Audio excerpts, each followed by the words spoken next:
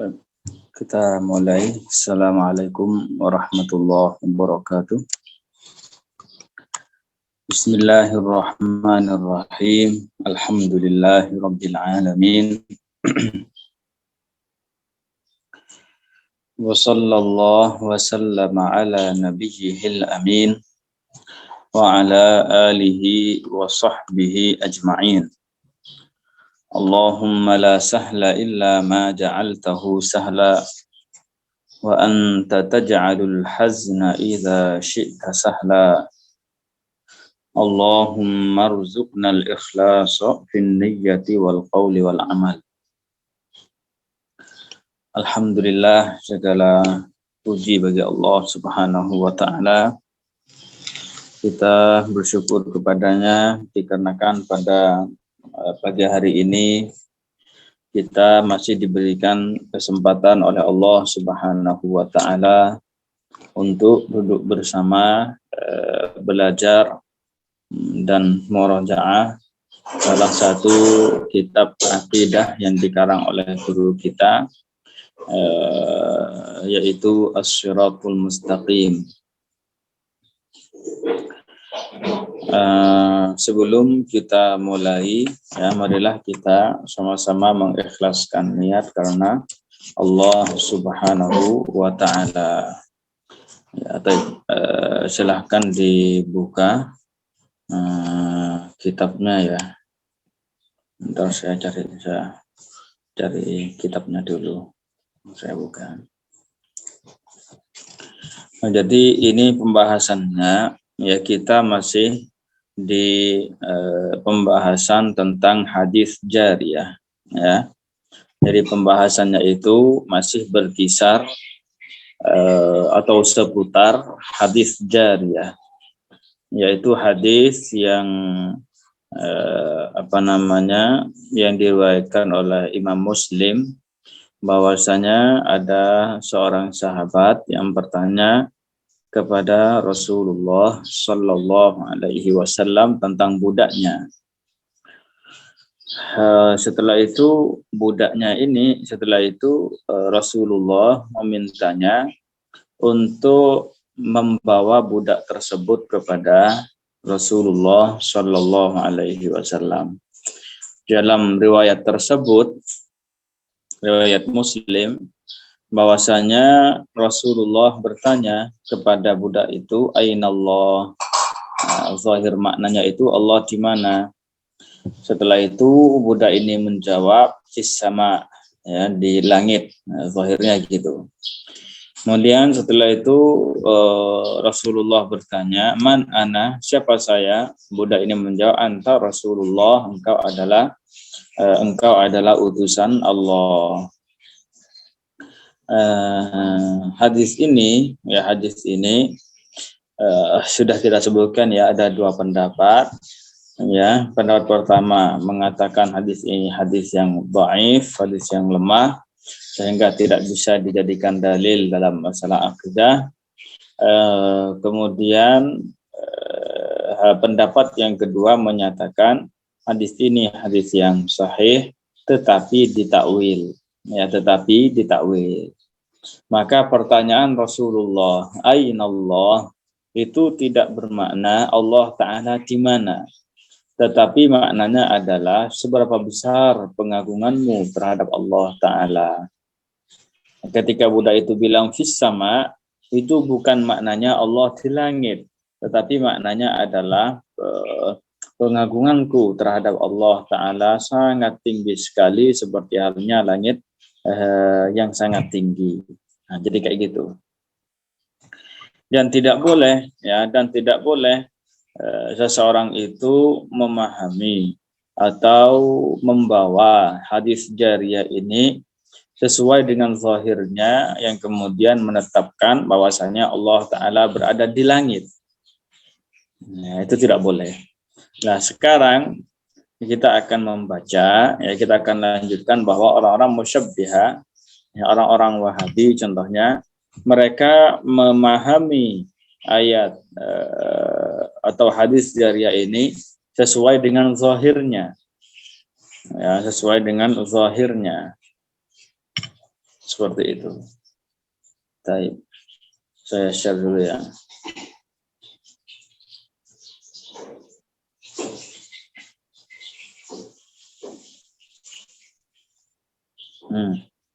Ini. Qala al-muallifu rahimahullahu ta'ala rahmatan wasi'ah. Ya, kata beliau, wa hamalal musyabbihatu, orang-orang musyabbihah membawa riwayat muslimin, riwayat muslim yang tadi itu hadis jariyah itu, ala zahiriha, sesuai dengan zahirnya. Artinya mereka memahami ya hadis jariyah itu sesuai dengan zahirnya. Zahirnya Allah Ta'ala itu berada di langit. Itu zahir hadis jariyah tersebut yang tidak boleh kita ambil. Ya, kalau orang musyabbihah mereka langsung mengambil zahirnya dan mereka mengatakan Allah di langit. Sehingga apa? Fadallu, maka mereka sesat. Wala yunjihim minadh-dhalali, dan tidak menyelamatkan mereka dari kesesatan. Qauluhum, ya, pernyataan mereka, innana nahmilu kalimata fis sama' bima'na innahu fawqal arsy. Jadi ketika mereka memahami ya hadis tersebut sesuai dengan zahirnya, mereka itu apa? Mengatakan Allah Ta'ala berada di langit. Ya, itu ya. Jadi mereka mengatakan Allah Ta'ala berada di langit. Nah, gitu. Nah, setelah itu, ya, ketika mereka mengatakan Allah di langit, berarti kan langit itu tempat bagi Allah. Gitu. Jadi ketika mereka bilang Allah di langit, berarti kan langit itu merupakan tempat bagi Allah Ta'ala. Tempatnya di langit, kan begitu. Tapi di sisi lain, mereka itu kan mengatakan Allah Ta'ala berada di atas arsy. Nah, ya tak? Jadi terkadang mereka mengatakan Allah di langit, ya, dan terkadang mereka mengatakan Allah di atas arsy. Nah, ini kan bertentangan. Nah, sebenarnya mereka ini gimana sih keyakinannya? Allah itu menurut mereka ya, di langit sebenarnya. Di langit apa di arsy? Karena beda. Langit di langit, arsy di arsy. Beda itu. Ini kan bertentangan.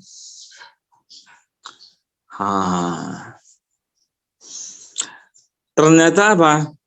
Ya, ketika kita bantah mereka dengan cara seperti ini, dengan perkataan ini, mereka bilang, oh, maksud kami, ya, mereka bilang gini, maksud kami ketika kami bilang Allah di langit, atau hadis jariyah ini menunjukkan Allah di langit, maksudnya itu di atas langit, yaitu di atas arsy.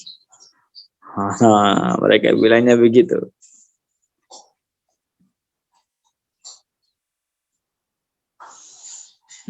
Kata mereka, makna kata fi, itu kan fis sama, yaitu fi, itu bisa bermakna di atas. Fi kan makna aslinya kan di, ya, atau di dalam. Jadi kalau kita bilang fis sama, di langit, jadi dalam langit. Nah, gitu. Mereka bilang, loh, tapi kan fi itu terkadang juga bisa bermakna di atas. Jadi banyak di atas langit, ya maksudnya di atasnya arsy. Mereka begitu. Kata mereka, seperti firman Allah Ta'ala, wala tamshi fil ardi maroha, dan jangan kamu berjalan di bumi dalam keadaan sombong. Jadi fil ardi, di bumi, bukan di dalam bumi. Kata mereka seperti itu. Tapi di permukaan bumi, di atas bumi. Kata mereka seperti itu. Gimana kita jawabnya? Kita katakan, kata fi itu makna asalnya, makna aslinya, yang pertama terbersit dalam pikiran kita ketika kita bilang fi maknanya ya di. Kalau fi sama ya di langit. Ya, kalau semuanya fil khizanah ya di lemari, bukan di atas lemari. Makna asalnya seperti itu, makna aslinya seperti itu. Yang pertama terlintas dalam pikiran seperti itu. Kalau mereka bilang fis sama, perkataan Buddha itu fis sama ya, di langit, maksudnya itu bukan di dalam langit, tetapi ya bukan di langit tempatnya, tapi di atas langit, yaitu di atas arsy. Maka pernyataan mereka ini sebenarnya apa? Bertentangan dengan konsep dasar keyakinan mereka. Ya, jadi perkataan mereka ini ya sebenarnya bertentangan dengan konsep dasar keyakinan mereka. Apa konsep dasar mereka? Tidak boleh ditakwil, kata mereka kan. Tidak boleh ditakwil ayat-ayat yang menunjukkan Allah di atas itu, kata mereka tidak boleh ditakwil.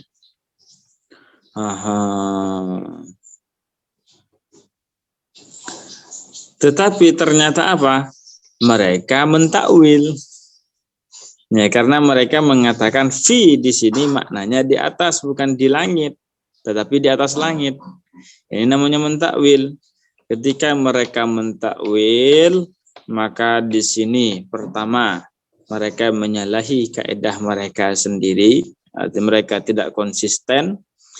Yang kedua, takwilan yang mereka lakukan ini juga bertentangan dengan ayat, bertentangan dengan kaidah Islam. Ya. Lalu bertentangan dengan kaidah Islam. Jadi awalnya mereka melarang takwil, setelah itu setelah ketahuan hancurnya ataupun bobroknya keyakinan mereka bertentangan gitu kan, mereka baru mentakwil. Tapi ternyata apa? Takwilannya mereka ini juga bertentangan dengan ajaran Islam. Paham ya di sini?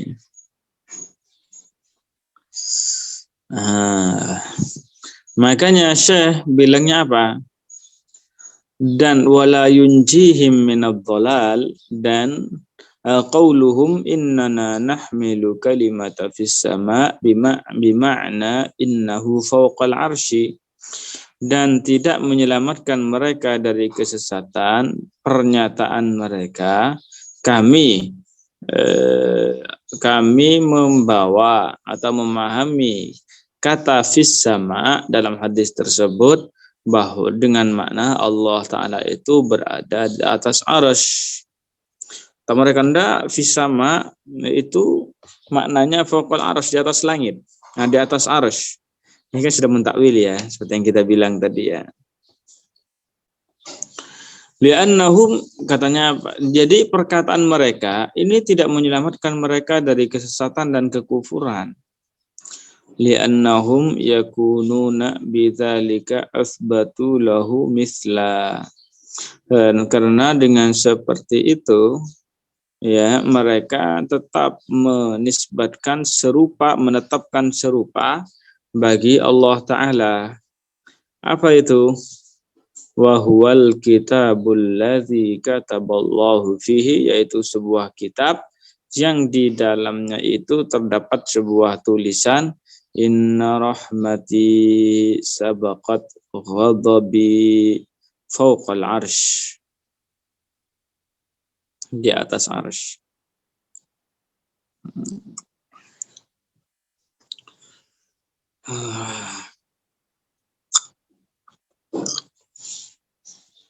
Jadi ketika mereka mengatakan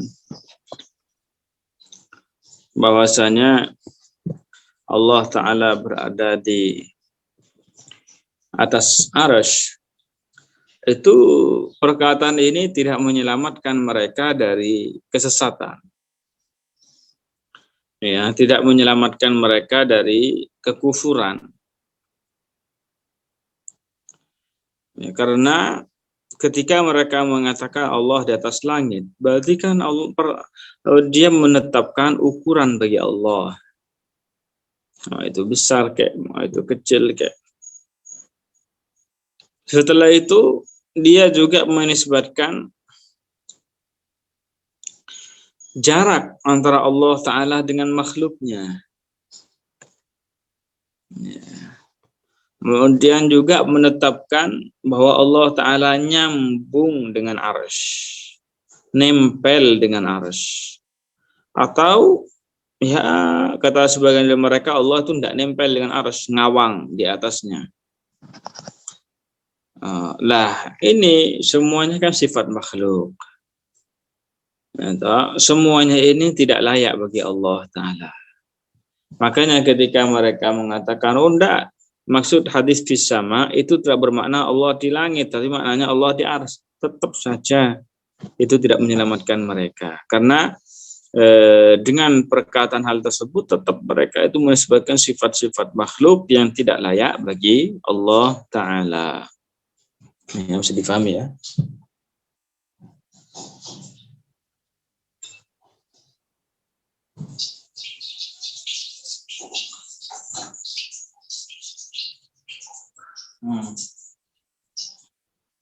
Baik.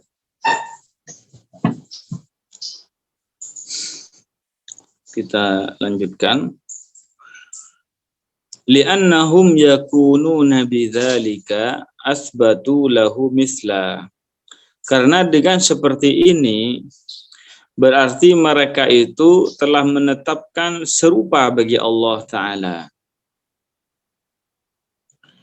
Fayakununa asbatul misla. Apa itu? Yaitu wahwal kitabul ladzi kataballahu fih, yaitu sebuah kitab ya, yang di dalamnya tertulis inna rahmati sabaqat ghadabi fawqal arsy, yang berada di atas arsy. Jadi di atas arsy itu ada sebuah kitab. Ya, di atas arsy itu terdapat sebuah kitab. Ya, di atas arsy terdapat sebuah kitab. Dalam kitab ini tertulis apa? Inna rahmati sabaqat ghadabi. Ya, nanti akan dijelaskan di akhir tentang makna ini. Cuma saya jelaskan secara singkat. Makna inna rahmati sabaqat ghadabi adalah bahwasanya bahwasanya tanda-tanda rahmatku, inna rahmati sesungguhnya tanda-tanda rahmatku, maksudnya sabaqat ghadabi maksudnya apa? Lebih banyak dari tanda-tanda kemurkaanku. Di tanda-tanda rahmatku lebih banyak daripada tanda-tanda kemurkaanku. Nah, itu maknanya. Surga itu adalah tanda rahmat dari Allah Subhanahu wa Ta'ala. Dan surga jauh lebih besar daripada neraka. Nah, ini maksud dengan apa perkataan ini? Inna rahmati, sesungguhnya rahmatku itu sabaqat ghadabi, lebih banyak ataupun lebih banyak dari tanda-tanda kemurkaanku. Nah, di atas arsy itu terdapat sebuah kitab yang di dalamnya tertulis ini. Nah, jadi ketika mereka mengatakan Allah Ta'ala itu berada di atas arsy, berarti kan menyandingkan Allah Ta'ala dengan kitab ini. Jadi di atas arsy itu ada kitab dan juga ada Allah. Nah, kan gitu jadinya. Fayakununa asbatul mumasalata bainallahi wa baina zalikal kitab. Dengan seperti itu, maka mereka telah menetapkan keserupaan antara Allah dan antara kitab tersebut.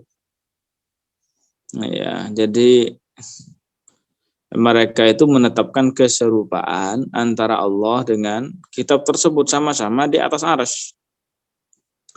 Li'annahum ja'alullaha wa dzalikal kitabi mustaqirraini fawqal arsy. Karena dengan seperti itu mereka telah menjadikan Allah Ta'ala dan kitab tersebut berada sama-sama bersemayam di atas arsy. Seperti itu, menetap di atas arsy. Fayakununa kadzabu qaulallahi ta'ala, maka mereka itu telah mendustakan firman Allah Ta'ala, laisa kamitslihi syai'. Ya, Allah Ta'ala tidak menyerupai sesuatu pun dari makhluknya.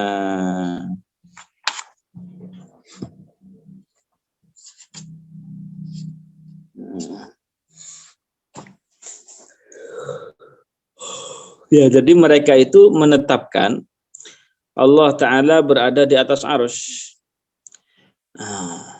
Maka dengan seperti itu mereka telah menyerupakan Allah Ta'ala dengan kitab itu. Karena kedua-duanya sama berada di atas arsy.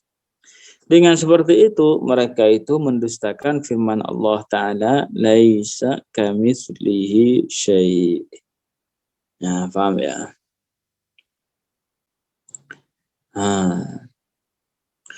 Setelah itu ya, ketika Ahlus Sunnah membantah mereka dengan perkataan ini, mereka ngeles. Orang Wahabi atau orang Musyabbih mereka ngeles. Bilangnya apa mereka? Oh enggak, kitab tersebut bukan berada di atas arsy, tetapi berada di bawah arsy. Jadi yang ada di atas arsy itu hanya Allah Ta'ala saja. Nah, kata mereka begitu. Sedangkan kitab itu tadi itu bukan di atas arsy tapi di bawah arsy, kata mereka seperti itu. Ngelesnya seperti itu. Wa hadzal haditsu, menjadi hadis ini yang menjelaskan bahwa ada kitab di atas arsy itu. Rawahu Ibnu Hibban, diriwayatkan oleh Ibnu Hibban bilafzi marfu'an fawqal arsy. Diangkat ya, dengan lafaz apa? Lafaznya gini, marfu'un, kitab itu terangkat, fawqal arsy, di atas arsy. Wa amma riwayatul Bukhari, sedangkan riwayat Bukhari, fahiya, ya riwayatnya itu maudhu'un, kitab itu terletak atau diletakkan, fauqal arsy, di atas arsy, fauqa di atas. Jadi ini ya, jadi ketika mereka bilang enggak, kitab itu berada di bawah arsy, bukan di atas arsy. Ya. Kita katakan, oh, kitab itu berada di atas arsy, bukan di bawah. Apa buktinya ini? Riwayat Bukhari dan juga riwayat Ibnu Hibban menyatakan bahwa kitab ini fauqal arsy, berada di atas arsy. Nah, setelah itu ya, ini perjalanan debatnya apa? Mereka bilang, oh enggak, fauqa, kata fauqa di sini itu diartikan di bawah. Jadi mereka bilang gitu, fauqa itu makna aslinya itu di atas ya. Fauqa itu makna aslinya di atas. Cuma orang Wahabi bilangnya bahwa oh enggak, kata fauqa di sini tidak bermakna di atas, tetapi maknanya itu makna di bawah. Mereka mau mentakwil lagi. Kita katakan kepada mereka, oh enggak bisa. Ini fa innahu, ini kita syahkan, fa innahu la yasihhu. Ya sesungguhnya tidak sah.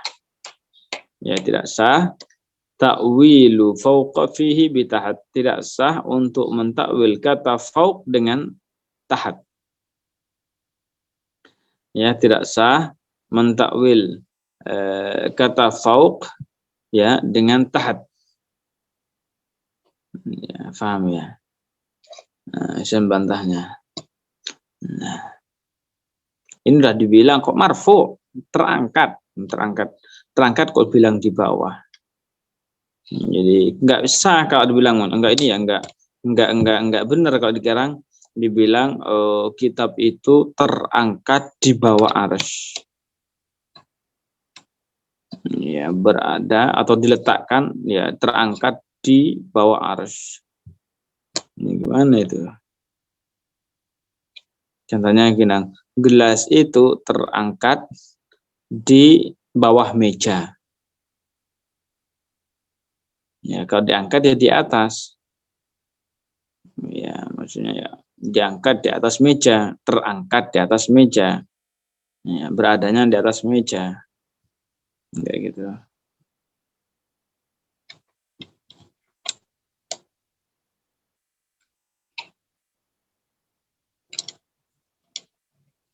Di dalam bahasa Arab kayak gitu ya, marfu'. Apun dalam bahasa Indonesia mungkin ya bisa aja gitu, tapi dalam bahasa Arab enggak bisa. Dalam bahasa Arab enggak bisa kayak gitu kan. Nah, makanya di sini saya bilang gimana coba?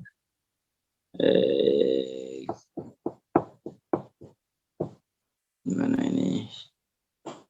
Wa qad hamala ba'dun nasi, dan sebagian orang mentakwil atau membawa fauqah, kata fauqah dalam hadis ini bimakna tahat, dengan makna tahat, dengan makna bawah. Bahwa mardudun, ya, dan itu tertolak. Kata mereka fauqah di sini makna tahat. Fauqah itu artinya di atas. Makna aslinya gitu. Setelah itu mereka mentakwilnya dengan makna di bawah, dengan makna tahat. Yang tidak bisa. Makanya dibilang masyayikh wa huwa mardudun, dan hal ini tertolak biriwayat Ibnu Hibban, dengan riwayatnya Ibnu Hibban, marfu'un fauqal arsy, terangkat di atas arsy. Ada kata marfu', ada kata fauq di situ. Makanya fa innahu la yasihhu ta'wilu fauqa fihi bitahat, tidak sah ya di sini mentakwil kata fauqa dengan tahat. Ya, paham ya?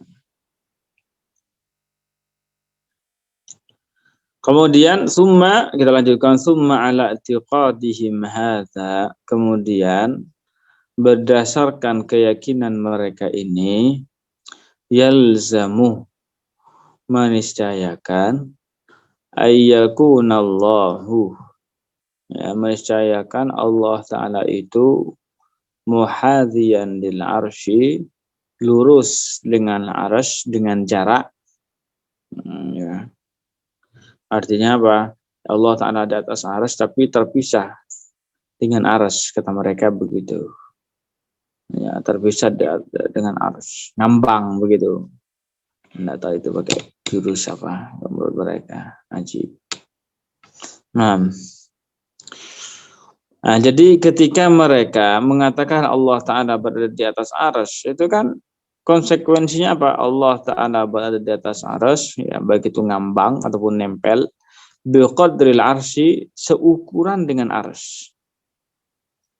Au awsa'a minhu, atau lebih luas daripada arsy. Au asghar, atau lebih besar. Jadi gini, sesuatu yang berada di sebuah tempat itu pasti mempunyai ukuran, udah.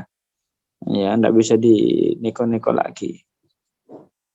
Sesuatu yang mempunyai tempat itu pasti mempunyai ukuran. Ya, kalau kita lah taruh kitab di atas meja, kitab itu pasti mempunyai ukuran. Tidak tidak bisa ditolak lagi. Hukum akal mengatakan seperti itu. Nah, ketika dikatakan Allah berada di atas arsy oleh mereka, di sini ada 3 kemungkinan.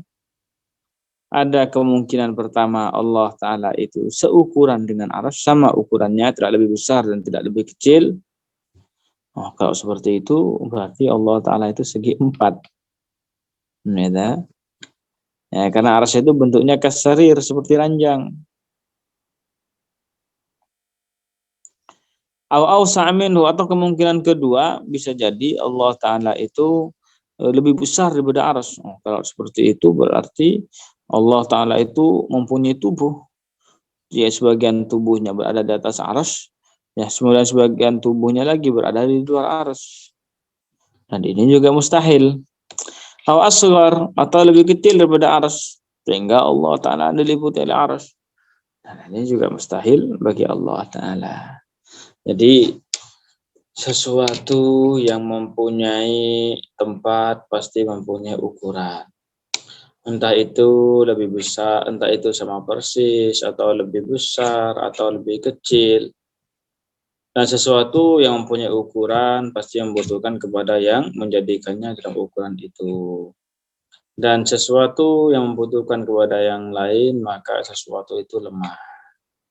Ya, sesuatu itu lemah. Wa kullu ma jara alaihi taqdir, dan segala sesuatu yang mempunyai ukuran, hadithun adalah baharu, muhtajun ila man ja'alahu ala dzalikal miqdar. Ya, dan baru dan membutuhkan kepada yang menjadikannya dalam ukuran tersebut. Nah, jadi kita ini kan punya ukuran, ya jelas yang menjadikan, dan kita lihat dari kita sendirilah, kita mempunyai ukuran. Terus yang menjadikan kita dalam ukuran ini siapa? Ya, apakah kita sendiri? Kan bukan. Berarti apa? Kita membutuhkan kepada yang menjadikan kita dalam ukuran seperti ini. Siapa yang menjadikannya itu? Yaitu adalah Allah Ta'ala. Nah, seandainya Allah Ta'ala itu mempunyai ukuran, niscaya Allah Ta'ala itu membutuhkan kepada yang menjadikannya dalam ukuran itu. Berarti kalau Allah butuh kepada yang lain, berarti Allah lemah. Berarti kalau Allah lemah, berarti Allah bukan Tuhan. Makanya mustahil Allah Ta'ala itu mempunyai ukuran. Allah, ya, mustahil bagi Allah mempunyai ukuran. Ya, maka dikarenakan mustahil bagi Allah Ta'ala mempunyai ukuran, maka mustahil pula lah bagi Allah Ta'ala untuk mempunyai tempat.